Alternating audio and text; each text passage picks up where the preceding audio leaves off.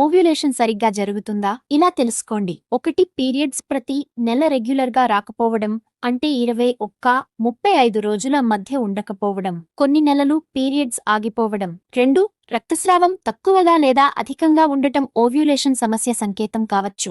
3 సాధారణంగా ఓవ్యులేషన్ సమయానికి మిడ్ సైకిల్లో మధ్యలో లైట్ క్రాంప్స్, జెల్లీలా ఉండే cervical mucus, light body temperature పెరుగుదల కనిపిస్తుంది. ఇవి కనిపించకపోతే ఓవ్యులేషన్ జరగకపోవచ్చు.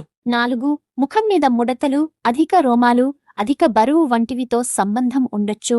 ఇది ఓవ్యులేషన్ను ప్రభావితం చేస్తుంది. 5 ఓవ్యులేషన్ సమయంలో శరీర ఉష్ణోగ్రత స్వల్పంగా పెరుగుతుంది. ఈ మార్పులు కనుగొనకపోతే ఓవ్యులేషన్ జరగడం లేదని ఊహించవచ్చు. 6 మార్కెట్లో దొరికే ఓవ్యులేషన్ కిట్లను వాడి ల్యూటినైజింగ్ హార్మోన్ ఉందా లేదా తెలుసుకోవచ్చు. టెస్టులో పాజిటివ్ రాకపోతే ఓవ్యులేషన్ సమస్య ఉన్నట్టే. 7 ఓవ్యులేషన్ సరిగ్గా జరగకపోతే గర్భం పొందడం ఆలస్యం అవుతుంది.